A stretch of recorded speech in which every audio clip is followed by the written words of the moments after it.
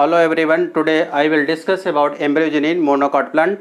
Let us see how this occurs. इसके लिए सबसे पहले एक जाइगोट यहाँ पे बनाना पड़ेगा। तो यहाँ पर ये जाइगोट है। जाइगोट को ऊ-स्पोर भी बोला जाता है। डिवाइड होने के पहले ये इलोंगेट करेगा लाइक दिस, और फिर इसमें ट्रांसवर्स डिवीजन अनइक्वली हो जाएगा, जिससे एक छोटा और एक बड़ा सेल बनेगा। तो यहाँ पर कौन सा डिवीजन है? Transverse division. ऊपर का जो बड़ा सेल है ये है larger basal cell. Larger basal cell, इसको सस्पेंसर सेल भी बोला जाएगा, क्योंकि इसी से बाद में सस्पेंसर सेल बनेगा। और ये किधर की ओर होगा? Towards micropyle. तो इसकी ओरिएंटेशन भी समझना है, टुवर्ड्स माइक्रोपाइल। यहाँ पे ये हो गया माइक्रोपाइल। छोटा सेल यहाँ पे स्मॉलर एपिकल सेल। ऊपर बेसल है तो नीचे क्या हो जाएगा? Apical cell. चूँकि इससे एम्ब्रियो बनता है तो इसको क्या लिखा जा सकता है? Embryo cell. और ये किधर की ओर होगा? ऊपर वाला था माइक्रोपाइल की साइड में, और ये होगा चालाजा की साइड में। तो यहाँ पे लिखे टूवर्ड्स चालाजा। यहाँ पे बेसल सेल डिवाइड नहीं करेगा आगे, जबकि डाइकॉट में डिवाइड किया था और 6 to 10 सेल वाला सस्पेंसर बना था। यहाँ पे डिवाइड नहीं करेगा। तो देखते हैं, basal cell does not divide further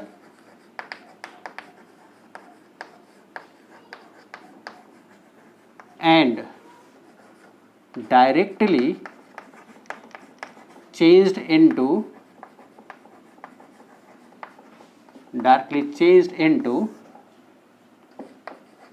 single celled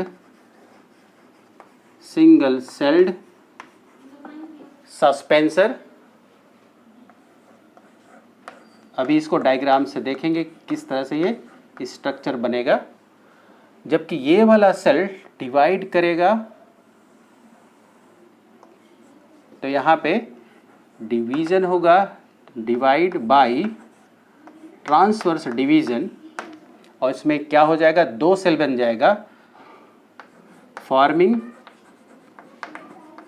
2 sales. अब यहाँ पे 2 सेल्स जो बना है उसका नाम भी देखेंगे। पहले वाले सेल का नाम होगा मिडिल सेल, और जो दूसरा सेल यहाँ पे बनेगा उसको टर्मिनल सेल। टर्मिनल सेल बोलिए, या फिर इसको टॉप सेल बोलेंगे, या फिर इसको कॉटिलिडन सेल बोला जाता है। ये टॉप सेल है तो ये लोअर सेल बोला जाएगा, तो इस वजह से यहाँ पे नाम दिया गया है। अब ये जो मिडिल सेल है, इससे क्या बनेगा? एम्ब्रियो का कुछ पोर्शन बनता है। तो यहाँ पर इसको एम्ब्रियोनल एक्सिस सेल भी कहा जाएगा, एक्सिस सेल। ठीक। अब ये डिवाइड अगर करता है तो ट्रांसफर डिवीजन होगा और उससे 2 सेल बनेगा। यहाँ पे ये ट्रांसफर डिवीजन, टीडी मतलब ट्रांसफर डिवीजन, 2 सेल बनेगा। पहला सेल, अगर ये सेल है तो इससे क्या बन जाता है? हाइपोकॉटाइल बनेगा।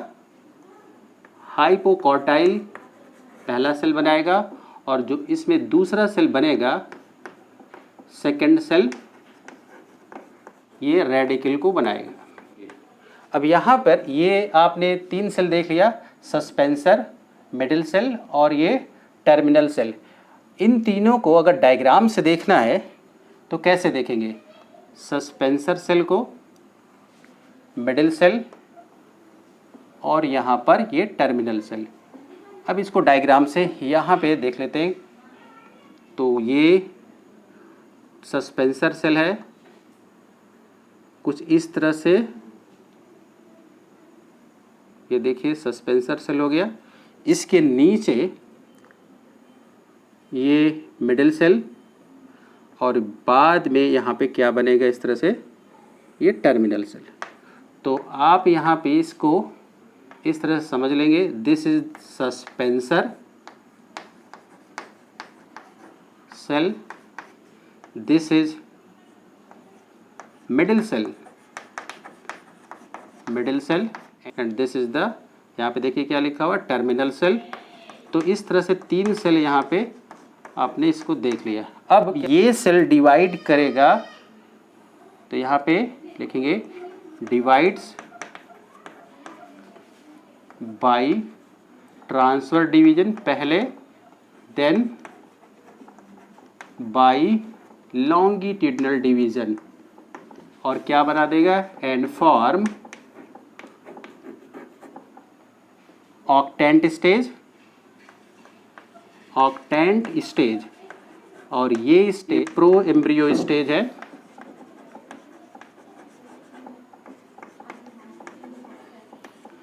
अब यहाँ पे ये जो सेल है वो 2 पार्ट को प्रोड्यूस करेगा। पहले को बोला जाएगा प्लीम्यूल, और दूसरा जो पोर्शन इससे बनेगा वो होगा कॉटिलेडन, जिसमें एक ही कॉटिलेडन होगा, क्योंकि ये मोनोकॉट का यहाँ पर एम्ब्रियोजेनी हम लोग देख रहे हैं। ठीक, अब ये जो ऑक्टेंट स्टेज है थोड़ा और जो है ग्रो करेगा, फिर किस में चेंज हो जाएगा, ग्लोबुलर स्टेज में। तो यहाँ पे लिखेंगे later changed into globular stage of embryo, globular stage of embryo. तो यहाँ पर इतना आपने देख लिया। अब एक चीज़ यहाँ पे ये समझना है कि डाइकॉट के केस में ग्लोबुलर स्टेज के बाद या हार्ट स्टेज और उसके बाद टॉर्पिडो, लेकिन यहाँ पर ना तो हार्ट से भी स्टेज आएगी और ना तो टॉर्पिडो, इसके बाद ये डायरेक्ट एम्ब्रियो में चेंज हो जाएगा। तो इसको डायग्राम से यहाँ पे थोड़ा देख लेते हैं जिससे आपको पूरा क्लियर हो जाए। तो यहाँ पर ये आप देख पा रहे हैं ऊपर वाला पोर्शन, और इसमें बाद में ये कुछ मिडिल सेल 2 पार्ट में डिवाइड किया था। तो ये 2 पोर्शन लिख लिया, 2 पोर्शन यही जो मिडिल सेल यहाँ पे आगे डिवाइड किया था। उसके बाद ये ग्लोबुलर स्टेज यहाँ पर इस तरह से बन गया। अब ग्लोबुलर स्टेज में इसके सेल तो इस तरह से दिखाएंगे ही, तो ये सेल्स हो गया, और बाद में और भी सेल्स का यहाँ पे फॉर्मेशन होगा। तो इस तरह से ये हो गया। अब इस साइड वाला जो भी पोर्शन है इधर वाला, इसको जैसे यहाँ पे लिखा है प्लीम्यूल, तो ये इसको प्लीम्यूल, और इधर वाला पोर्शन इतना, इधर वाला पोर्शन इस साइड वाला, इसको कॉटिलेडन बोल दिया। ठीक, अब ये पूरा ग्लोबुलर स्टेज किस तरह से जो है आगे मैच्योर एम्ब्रियो में चेंज हो जाएगा, इसको ज़रा देखते हैं। This is the globular stage, ये ग्लोबुलर स्टेज है। अब इसको 2 तरह से समझेंगे, 2 एग्जाम्पल दे करके डायग्राम यहाँ पे बनाएंगे। पहले ग्रास का देख लेते हैं। तो यहाँ पर चलते हैं, ग्रास का एम्ब्रियो कैसे बनेगा उसको। अब इसको समझने के लिए तो वही स्ट्रक्चर बनाना पड़ेगा ग्रास का जो बुक में दिया है, क्योंकि बुक का चीज़ ये डायग्राम जो कंटेंट होता है वो आपके लिए बहुत इम्पोर्टेंट है। इसको अलग चौक से बना देते।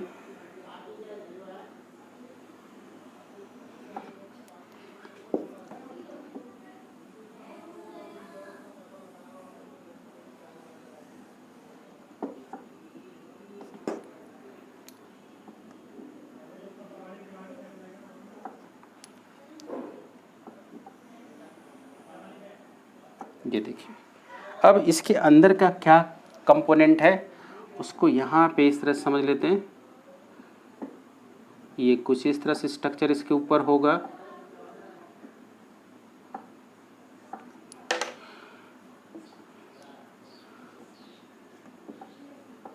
यहाँ पे ये हुआ सूट एपेक्स और फिर इसके अंदर कुछ इस तरह से स्ट्रक्चर,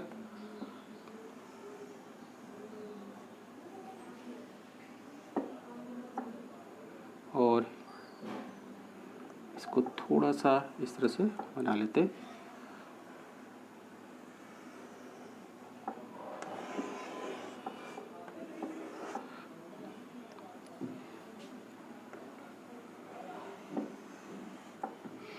अब यहाँ पर कुछ इस तरह से स्ट्रक्चर और आपको समझना है, और ये इस तरह से स्ट्रक्चर ये देखिए। तो ये पूरा पोर्शन इस तरह से भरा होगा। अब इसमें हमको चलना है कि कौन कौन सा इसमें पोर्शन काम का है, या इसमें क्या क्या इसका नेमिंग हो सकता है। तो ये जो पोर्शन आप देख रहे हैं ऊपर की ओर, ये है डेवलप्ड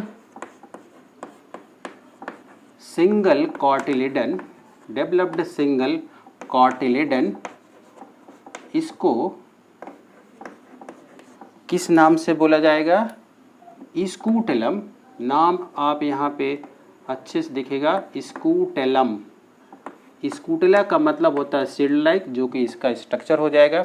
अब यहाँ पे ये वाला जो पोर्शन देखेंगे ये है इसका कोलियोप्टाइल, ये सूट एपेक्स, सूट एपेक्स, या इसको आप बोलेंगे प्लीम्यूल, क्योंकि प्लीम्यूल के ऊपर की कवरिंग को ही बोला जाता है कोलियोप्टाइल।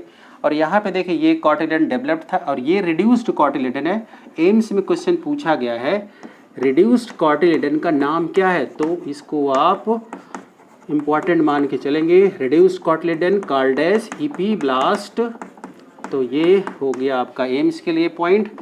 यहाँ पे एम्स लिख भी दे रहे हैं जिससे आपको भूले ना। अब ये क्या है? ये रूट टिप है, रूट टिप, ये रूट कैप। तो यहाँ पे नेमिंग भी आप जो है नीट के लिए ज़रा इम्पोर्टेंट मान के चलेंगे। ये क्या है यहाँ पे?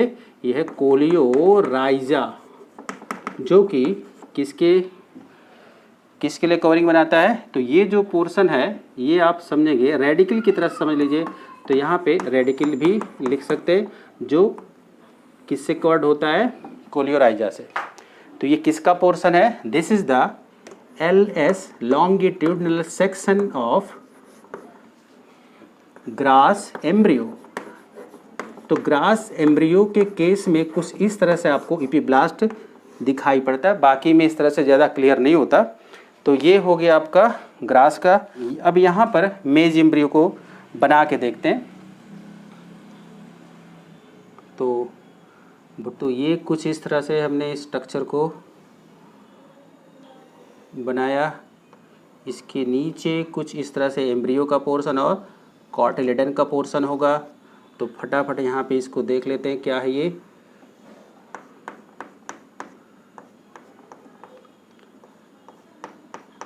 यहाँ पर ये है इस तरह से। अब ये बाहर की ओर कवर्ड होता है फ्यूज्ड सीड कोट और पेरिकार्प से। जब फ्यूज्ड हो पेरिकार्प और सीड कोट तो उस सीड का छिलका नहीं उतार सकते, तो उसको बोला जाएगा कैरियोप्सिस। तो यहाँ पर ये पोर्शन क्या है? इस तरह से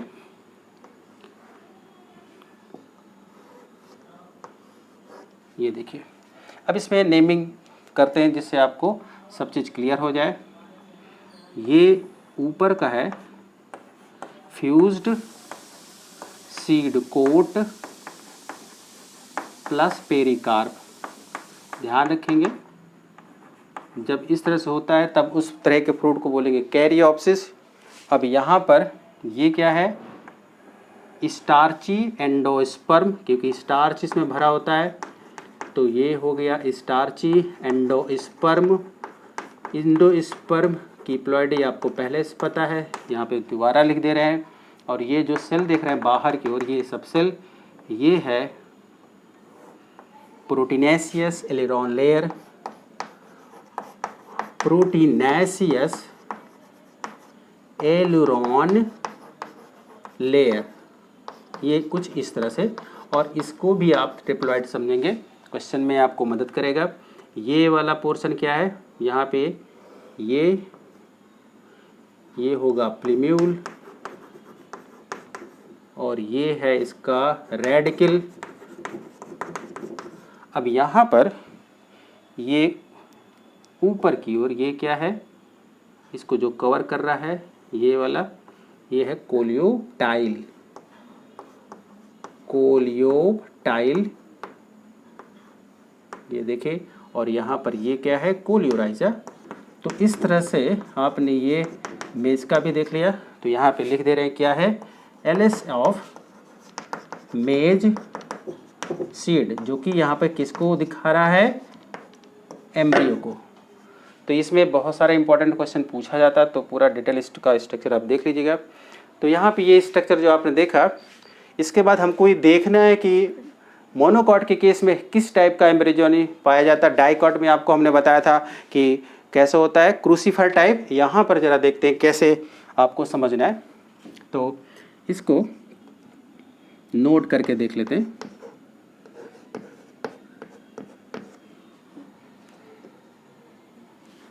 इन मोनोकॉट्स embryogeny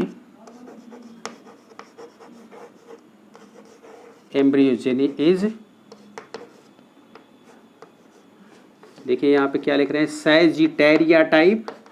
सैजिटेरिया टाइप, इसको और भी कई नाम से बोला जा सकता है, तो और किससे बोलेंगे, ग्रैमिनेड टाइप। ग्रैमिनेड टाइप, ये हो गया इसका दूसरा नाम, या तो इसको बोल सकते हैं लिलियम टाइप। तो इस तरह से ये तीन हो गया यहाँ पे एग्जाम्पल के तौर पर। तो अगर आप भूल गए हो तो रिमाइंडर के तौर पर यहाँ पे डाइकॉट का भी आपको बता देते। डाइकॉट के केस में आपने क्या देखा था, किस तरह से होता है, क्रूसीफर टाइप। ये टिपिकल है, वैसे तो कुल 6 टाइप का आपको बताया डाइकॉट में। क्रूसीफर, या फिर इसको हमने आपको बताया था ओनाग्रेड टाइप। ये कहाँ पे एम्ब्रियोजेनी है, डाइकॉट के केस में। और जो अभी यहाँ पे बताया है ये तो मोनोकॉट का है। तो एक प्रकार से यहाँ पे कंपेयर भी हमने कर दिया आपके लिए। तो अब कुछ और बातें, ये पहले हो गया नोट नंबर 1 में। अब ज़रा कुछ बातें और यहाँ पे देख लेते हैं सेकेंड नोट करके। एंजियोस्पर्म में अगर एम्ब्रियोजेनी को देखें तो वो मीरोब्लास्टिक और एंडोस्कोपिक टाइप का होगा। अब ये दोनों वर्ड को समझना है, तो यहाँ पे लिखेंगे इन एंजियोस्पर्म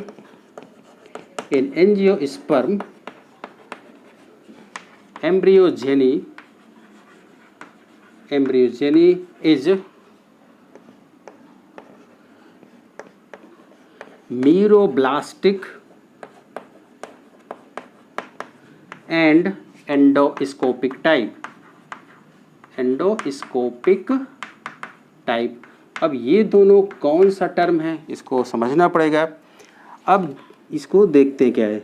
हमेशा के लिए याद रखेंगे, चाहे प्लांट का केस हो चाहे एनिमल केस हो, अगर मीरो लिखा हुआ तो इसका मतलब होता है एक छोटा सा पोर्शन।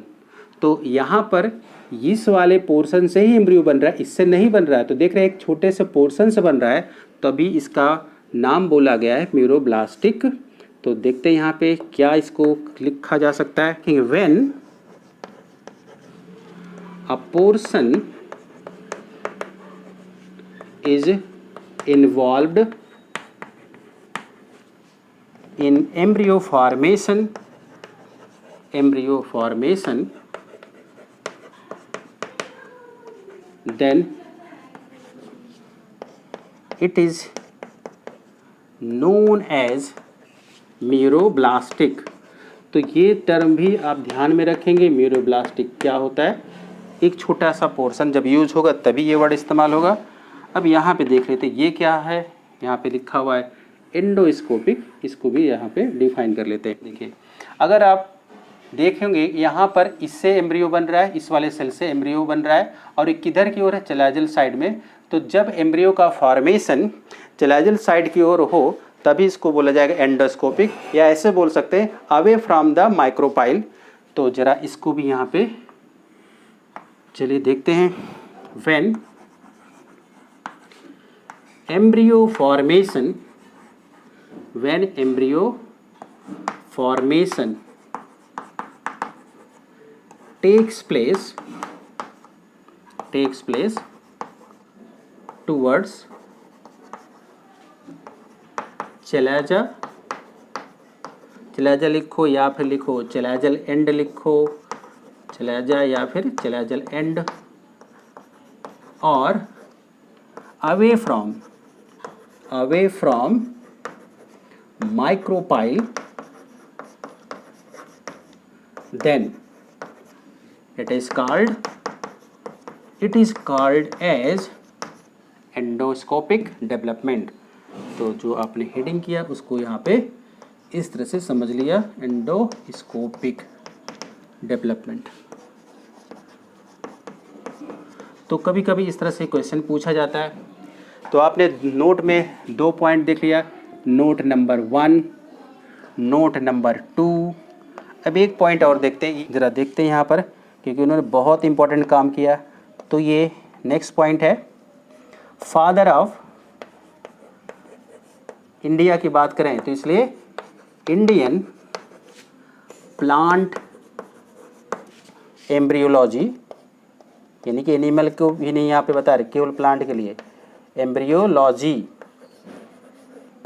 बहुत इंपॉर्टेंट नाम है। तो यहाँ पे आंसर है पंचानन महेश्वरी, पंचानन महेश्वरी, ये इनका नाम है। वैसे तो ये राजस्थान के थे, बाद में इलाहाबाद मूव कर गए थे पढ़ने के लिए। तो इस तरह से आपने ये देख लिया कुछ एम्ब्रियो का पोर्शन इधर और कुछ अलग से इंफॉर्मेशन। इतना सब कुछ देखने के बाद अब थोड़ा सा डिफरेंस देख लेते हैं, डाइकॉट के केस में और मोनोकॉट के केस में कौन कौन सा डिफरेंट पॉइंट है। तो हेडिंग कर लेते हैं, differences between dicot and monocot embryogeny. इससे थोड़ा सा आपको क्वेश्चन जो ऑब्जेक्टिव का आएगा उसमें कंफ्यूजन नहीं होगा। तो देखते हैं इसमें क्या क्या है। तो एक तरफ डाइकॉट का देख लेंगे और दूसरी तरफ मोनोकॉट का। तो इधर लिख दे रहे हैं डाइकॉट और इधर है मोनोकॉट। तो देखते हैं यहाँ पे क्या क्या डिफरेंस यहाँ पे हो सकता है। तो चलते हैं पहले पॉइंट की तरफ, बेसल सेल।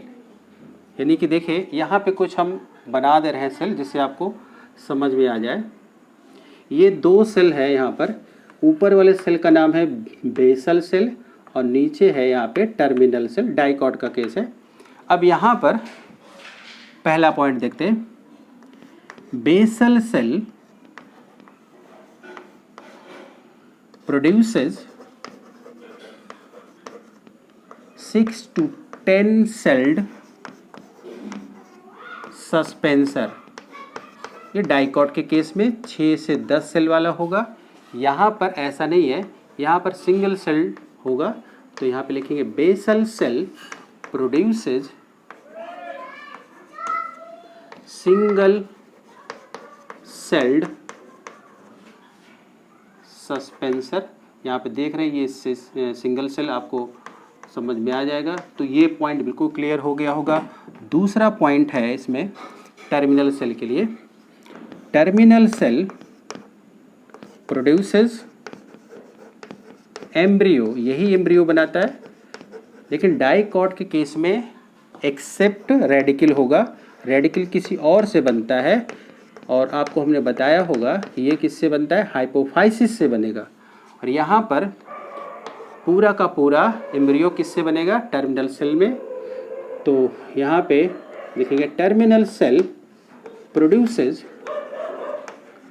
Whole embryo. तो देखिए ये भी पॉइंट आपको क्लियर हो गया होगा, पूरा का पूरा एम्ब्रियो इससे बन जाएगा। अब तीसरा पॉइंट टर्मिनल सेल के लिए है। टर्मिनल सेल यहाँ पे अगर डाइकोटिक में बात करें तो सबसे पहले लॉन्गिट्यूडनल डिवाइड करेगा, जबकि मोनोकॉट में ट्रांसफर डिवीजन करेगा। यहाँ पे देखिए लिखा होगा डिवाइड, ये लिखा है ट्रांसफर डिवीजन। तो यहाँ पे लिखेंगे फर्स्ट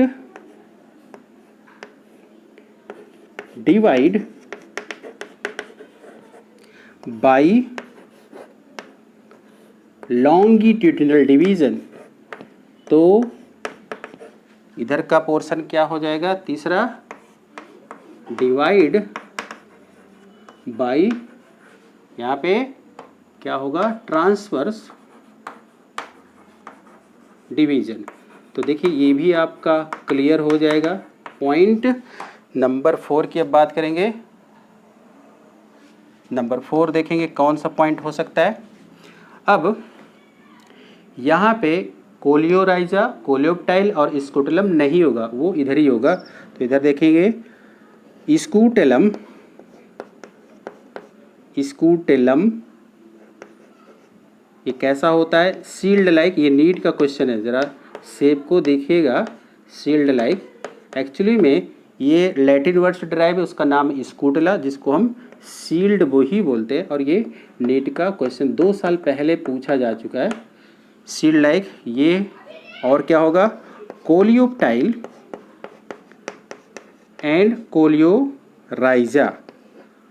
कोलियोराइजा यहाँ पर तो नहीं होगा, तो ये है एब्सेंट। इधर की ओर ये होगा, तीनों स्ट्रक्चर यानी कि 1 2 3।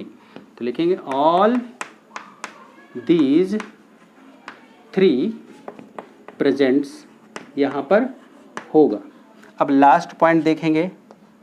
वैसे तो और सारे पॉइंट हो सकते हैं, लेकिन लास्ट पॉइंट अगर देख लेंगे तो उसके बाद यहाँ पे कंप्लीट हो जाएगा।